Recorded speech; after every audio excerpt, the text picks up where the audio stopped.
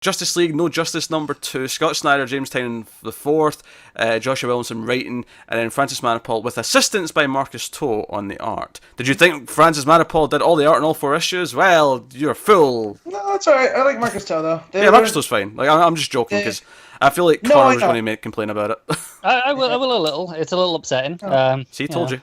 I just think it's one of those things where each other's style well. It's fine. They do. It's one of those, if they told me straight up from the start, look, Manapul ain't going to be doing all 4. He's going to have help on these issues with these people. I'll be fine for it. I just don't like being told I'm getting 4 issues of Manapul, open up my book and go, this ain't all Manapul. I didn't think this is one of those things where he's not George Perez in Avengers vs. JLA, where it took how long for that book to come out because he was drawing everybody, you know? So I just kind of figured when they announced it, something that weekly, you know, he's not going to... He got enough time ahead that he could have done, but apparently not. Well, let's just go. We did this with the first issue. We'll just go through it. Let's give this the attention it deserves as being the main DC event thing going on right now. So Amanda Waller's in the Arctic, near the fortress, 3 miles specifically. Because it's funny because when they said that at the start, I was like, oh, so she's going to end up at the fortress by the end of this issue. But no, nothing to do with it. It just happens to be close by the fortress. Brainiac just put it near the fortress. It's fine. But she's arguing with General Lane. All shit's going down. She's trying to track because what she learned from Brainiac. She learned about this seed on Earth. So she's looking for this seed. But Oliver Queen shows up. Green Arrow shows up, and he's like, "What the hell's the Justice League, Waller? What have you done now?" And that's kind of just our opening teaser of the book. We'll just stick on that plot though, rather than jumping between them. I just want to just on the transition there. Yeah, it's fantastic because where the hell's the Justice League, and then we cut to Kolu. Where the hell the Justice League is? Yeah. Oh yeah, right. Yeah, that caption's pretty funny. Yeah, it's really feeling like the tone from Metal has carried over. Yeah, no, and more than that when we get to some of Star Wars' fantastic lines later. Star Bro, whatever. I'm gonna do it every time till you just say it out of habit. So this Amanda Waller stuff, I mean, I did roll my eyes a little bit when we found out that most of the other heroes on Earth have been like trapped in containment cells. I'm like, oh really? Didn't we do that in Metal where like a lot of them got trapped for a time? Well, these ones though were the team members that were, that's why Green Arrow wasn't, or Supergirl. They're not a part of these teams that took on Brainiac. Okay, that's a good point. It's because Brainiac took them out still. Yeah. So instead of taking them up to his ship and taking them off, he's like, right, you're getting in a tube. Yeah. No, it's fine. I feel this is one of these tropes that happens a lot in these events where a lot of the heroes we're not using, we're going to have some weird reason why they're not around. Yeah, take them off the board. Yeah, and I think it would just be fine to say, they're around fighting minions. Don't have to necessarily delve into it too much. I think it's fine with some of them, but when you've got I think it's like Aquaman's a weird one because obviously he's a big leaguer. And it's like, well, why is he not? Yeah, Brainiac's basically said he's useless, so we're not bringing him. Harley Quinn. We've got 500-foot Celestials. Let's throw Harley Quinn at them, but Aquaman's staying at home. I think he was like, she's crazy. She is. I think Brainiac decided that he couldn't keep Aquaman hydrated enough off planet. Yeah. Color's what is Morrison had the best. Is he techno-organic? No, that's X-Men. He had called them something along that way to where they're biological, but they're not organic. Like, it's this weird thing with the Kaluans.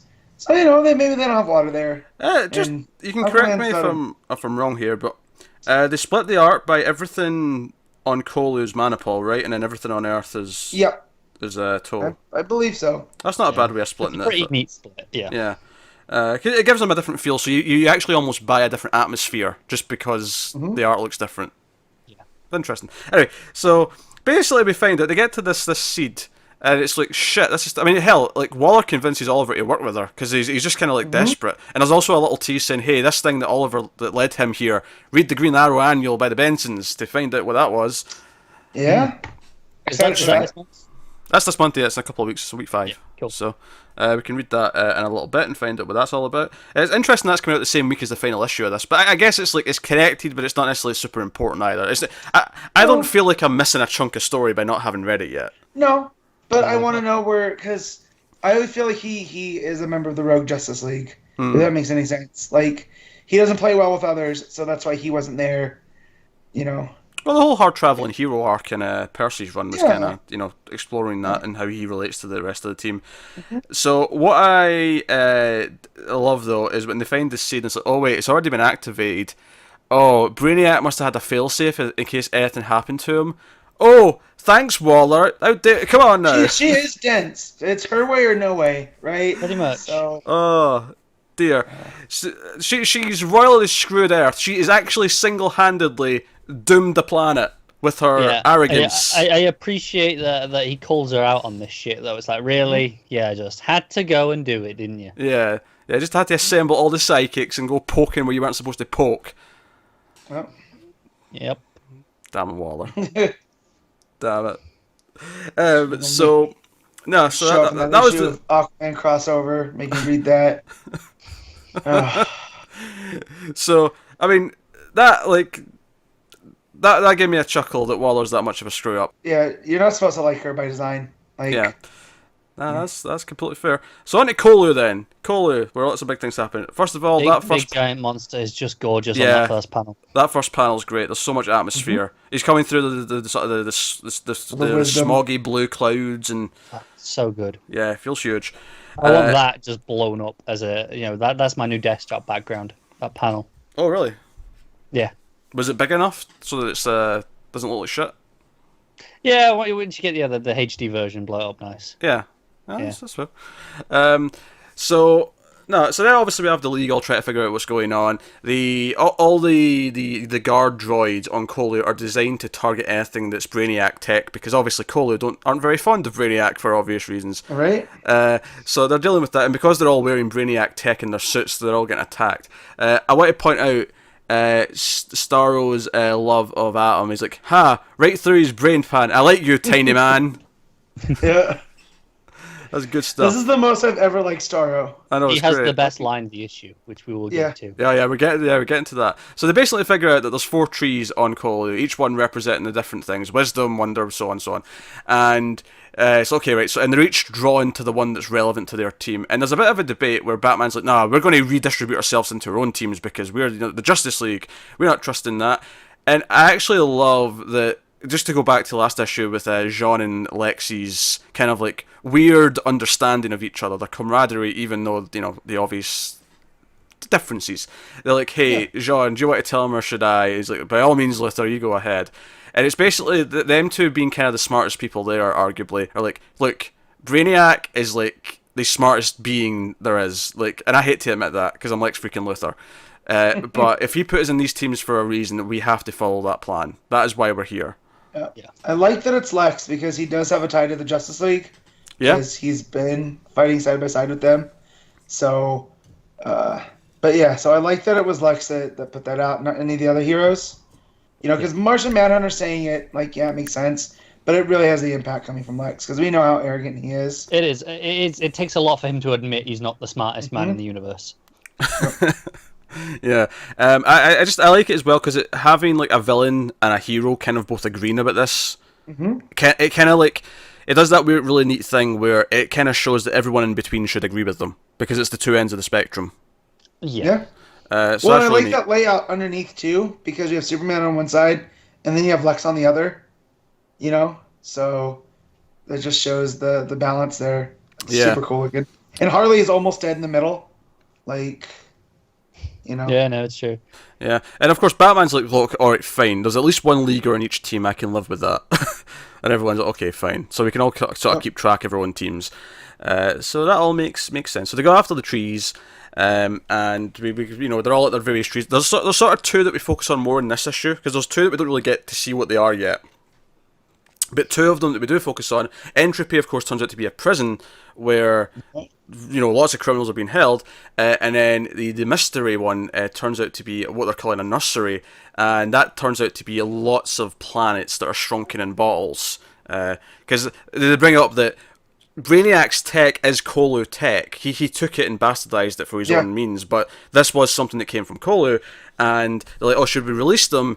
Well, that would create chaos. These are dormant worlds that, I mean, they're alive in the bottles, but they've been gone from the universe for so long. Create the mystery because it's like, all these things that are there now. It's all new. Yeah, so they power the mystery, but they agree they have to let them out. But they weren't in prison for bad reasons. Like Superman says, no, they were put there to keep them safe. Keep safe. Yeah.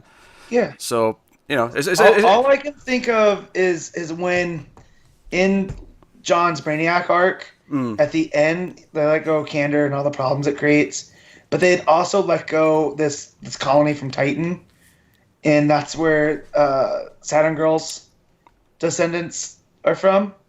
So there's this whole, Brainiac's responsible for the Legion of Superheroes. You mean ancestors? Because, yeah, that's what I meant. Yeah, not descendants. The other one. The other way around, yeah. Yeah, there you go. But, so I like here that Kalu is responsible for maybe some of these other planets in the future that, That makes sense. I love the idea, because I feel like I've not seen it explored that much, where it's like, no, Brainiac's bottling tech was used for something good before he started tinkering with it and started stealing planets. Before he got selfish. Yeah, I like that. Yeah, there was a purpose for it. He became all of us when we're trying to get that, super rare whatever, and he just wants them all. So instead of saving the planet, he saves a piece of it. He's playing Pokemon with planets, is basically what he's doing. Basically, yeah. Yeah.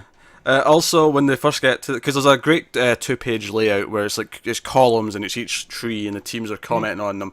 Again, I need to comment on the Starro line where they're describing, we don't know what's inside. There's a bubble. We can't scan it. We can't scan it. And then Starro's like, "You're saying it's a mystery? I'll show myself out." This is such a sense of humor. I love it. It's great. So obviously they all end up fighting various things around it. They get inside. We see the nursery. Meanwhile, Team Entropy's getting inside the prison. There's some fun stuff with the action where basically Beast Boy's kind of freaking out, and Lobo actually gives him a pep I can't talk. believe I'm saying this, but Lobo and Beast Boy is a fantastic pairing. It kind of is, because not only does Beast Boy turn into a giant freaking lion, he then picks up Lobo, because Lobo's got like a chain weapon. He grabs the chain in his mouth and then swings Lobo into something, an enemy. Yeah.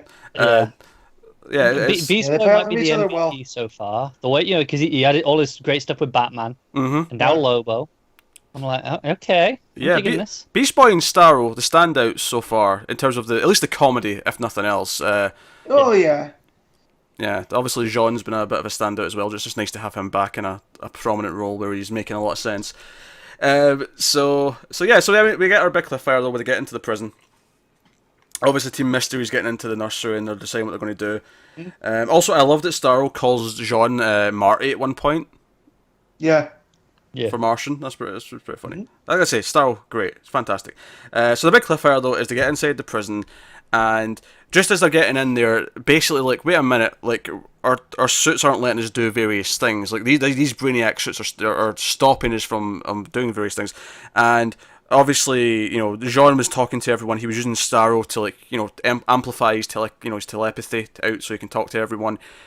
But just as they're realising this, that there was an ulterior motive, and there's a reason why they're going into this prison, is that there's someone in there who's feeling the entropy, someone who's feeling it more than anyone else in this prison. And our big final page, where the big title, page comes up, is we have Brainiac 2.0, we have Vril Drox, technically the second, because that's Batman knows. Who Batman knows. Yep. Yeah, that's well worth mentioning. Well, I didn't see this coming, so points. Nope. That is fantastic. Snyder somehow didn't spoil this part. Nope. Joe, I think that's my favorite thing about Snyder's talking. He'll spoil all sorts of things, but somehow there's still enough left that he spoils so much that you feel like you must know everything going in. Yeah. And yet, here we are. Yeah. Brainiac 2.0. Matt, do you want to give the audience a history lesson as to who Brainiac 2.0 is? Yeah, so he is the son of Brainiac, and although he being the son of Brainiac, he has a huge chip on his shoulder, so he doesn't want to be known as Brainiac's son. So he goes and does the opposite of what Brainiac would do. Yeah, he's good. He tries to be a hero, essentially. Yeah, and so he goes but he does it in a very Brainiac way. Yeah, so very cold. Yeah, and so he takes over a sector and kicks the Green Lanterns out and is like, no, we're a private police force, and we're gonna run this sector, and everything comes through us. And that was a series called Rebels.